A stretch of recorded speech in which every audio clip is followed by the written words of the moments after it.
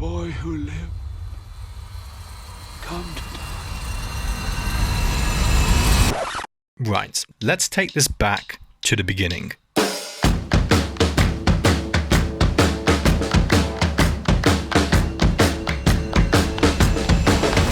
"20 years ago, 2 decades.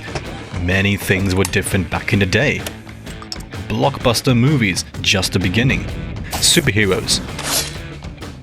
Not many back then. Cheese! Things were just getting bigger and bigger. Visual effects were just starting to get better. No remakes, no prequels, no sequels, no spin-offs, no squeakles, no more remakes. Just original storytelling. Only a few series of films were one of a kind. The most original ideas, fleshed out characters, imagination was endless. And that was J.K. Rowling's magical world of Harry Potter. Sure, we had Star Wars, we had Lord of the Rings, but Harry Potter was what made me genuinely interested in the fantasy world. It really was the first big family franchise that we will never forget. Harry Potter defined people's childhood. It was our youth. That DVD, the first time seeing it, that CD, the games from PS1 to the PC to Xbox, all the way to PS3, it was a blast. There are people like myself who wait for that time of the year when it gets cloudy, darker outside, cold, maybe about to rain, and that's when you know it's time for the marathon each year. Harry Potter is one of the most popular franchises of all time, but why? Why is it? Why do we care? What is so special about it? Well, we have to go back to the start, the Philosopher's Stone on the big screen 20 years ago.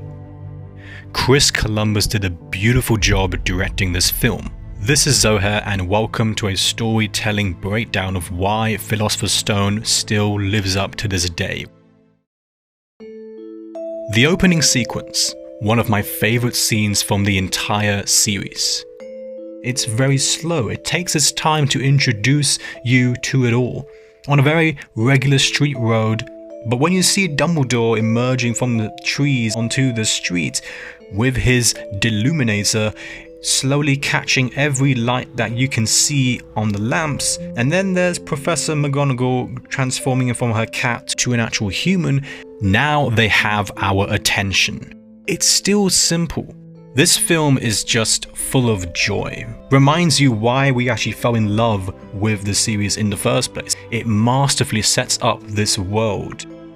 The color scheme of this film, so comforting. It's a warm, childish tone. It's perfect for an introduction to a new world.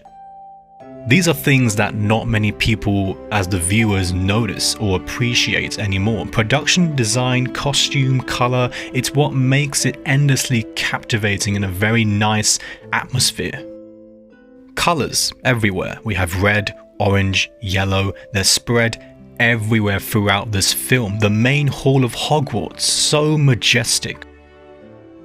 The music, the way it makes you feel, every single theme of John Williams is instantly classic, iconic, and recognizable.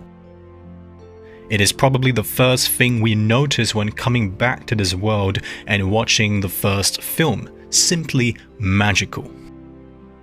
The friendship between the trio. To fit in with peers for the first time is something that we have all been through. It is a bit daunting. It can be scary.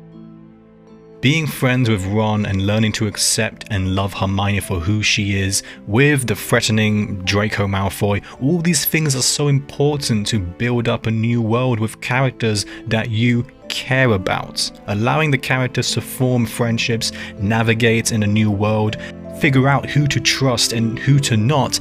This makes them more relatable. It makes you want to get out there yourself and explore what the world has for you.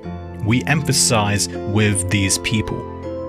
The settings, the location, we love the world building. Walls opening up, bricks laying out in perfect way, being surrounded in Diagon Alley, not diagonally.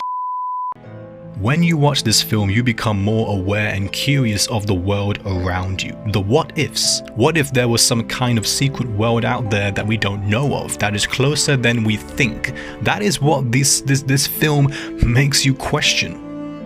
Nothing beats Hogwarts. Nothing. The castle is beautiful.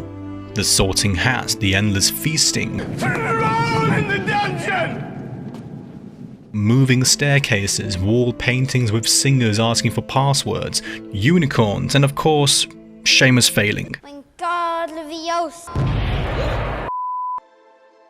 This franchise, this world, these books were always destined to turn into movies.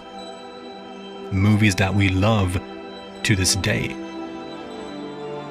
To be so captivating, to have aged so well.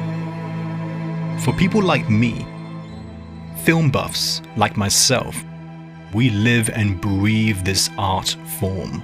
It is mostly we know. We want to put a film on over and over again because we want to escape. We want to fit in with that world. We're there to connect to a different world. Philosopher's Stone does that impeccably. To escape our own world and connect with theirs. To have that longing of becoming a wizard, a Quidditch champion, a teacher of defense against the dark arts, fulfilling the goodness in you and overcome the evil. To transport to another world, to create warm tones, characters, creatures, and combining it all in a grand spectacle is simply magic.